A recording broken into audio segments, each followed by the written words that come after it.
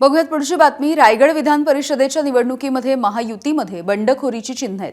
कारण महायुतीमध्ये रायगड विधान परिषदेची जागा ही राष्ट्रवादी काँग्रेसला सुटली आहे आणि त्या जागेवरती सुनील तटकरे यांचे पुत्र अनिकेत तटकरे यांनी आज आपला उमेदवारी अर्ज दाखल केला।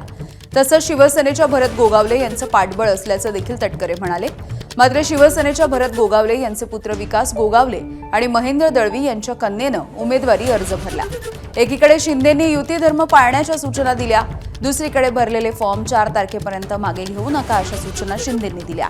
त्यामुळे रायगडमध्ये शिवसेनेच्या भूमिकेमुळे आता सगळ्यांचंच लक्ष लागून राहिलं आहे। सर्व वरिष्ठ नेत्यांचे मनापासून आभार व्यक्त करतो की त्यांनी माझ्यावर आज हा विश्वास टाकला आणि फक्त राष्ट्रवादीच नाही तर महायुती म्हणून मला त्या ठिकाणी उमेदवारी दिली। त्याबद्दल मनपूर्वक मी सर्व नेते मंडळींचा आभार व्यक्त करतो। तर राष्ट्रवादीच्या अनिकेत तटकरे यांनी आपला उमेदवारी अर्ज दाखल केलेला आहे आणि अनिकेत तटकरे यांना आमच्याकडून शुभेच्छा असं गोगावलेंनी म्हटलंय। युतीचा धर्म पाळण्याचे वरिष्ठांचे आदेश आहेत आणि वाढदिवसाच्या कार्यक्रमामुळे उमेदवारी अर्ज भरण्यासाठी गेलो नसल्याची प्रतिक्रिया देखील भरत गोगावले यांनी दिली आहे। साहेबांचा आदेश आहे की युती धर्म पाळायचा आणि त्या युक्तीप्रमाणे हे दोघं जण गेले। आम्हालाही बोलवलं होतं, विकासला बोलवलं, परंतु आज एवढी इथं गर्दी आहे तर मी त्यांना सांगितलं की आमच्या इथे आज लोक आम्हाला शुभेच्छा द्यायला येणार, त्यासाठी आम्हाला येता येत नाही, पण आता आमच्या शुभेच्छा राहतील असं आम्ही त्यांना कळवलं। दरम्यान रायगडच्या पालकमंत्री पदाच्या संदर्भात भरत गोगावले आणि सुनील तटकरे यांनी काय म्हटलंय आपण बघूया।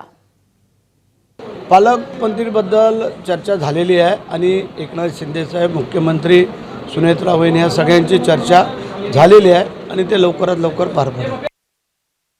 या सगळ्या गोष्टींची चर्चा जरूर पुढच्या कालावधीमध्ये होईल। ती या निवडणुकीच्या पुरती सीमित नाही। मी ते सांगितलं की जवळपास गेले 1.5-2 वर्ष रायगड आणि नाशिक या दोन्ही जिल्ह्याचं पालकमंत्रीपद रिक्त आहे। त्या संदर्भातली चर्चा नक्की होईल। आता याच्यामुळे हे असं का, त्याच्यामुळे असं का, हा काय मुद्दा नाही, कारण आम्ही आता एनडीएमधून ज्यावेळेला काम करतो त्यावेळेला बारीक सारीक काही चर्चा असतात, त्या होतच असतात।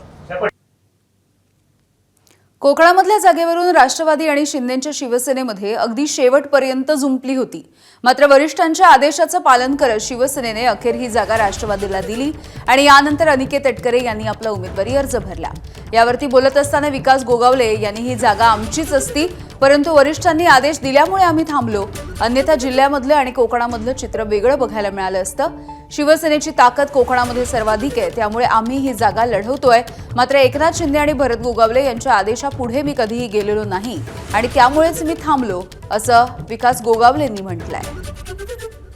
आताचा जर का आपण विचार केला तर निश्चित स्वरूपामध्ये आम्ही पूर्वीपासून या पदासाठी क्लेम करतोय आणि माझी इच्छा आहे प्रामाणिकपणे की बाबा पक्ष नेतृत्व जो काही निर्णय देईल त्या नेतृत्वाला आम्ही मानणारे सर्व कार्यकर्ते आहोत।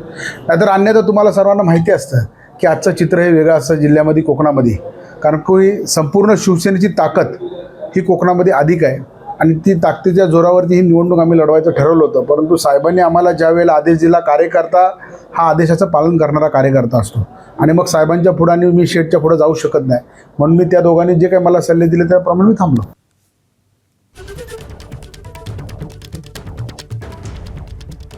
तर राष्ट्रवादीच्या अनिकेत तटकरे यांनी ही उमेदवारी अर्ज दाखल केलेली आहे। विकास गोगावले यांनी देखील या उमेदवारीविषयी आणि कोकणामधल्या एकूणच या निवडणुकीविषयी भाष्य केलंय। एबीपी माझा, उघडा डोळे बघा नीट।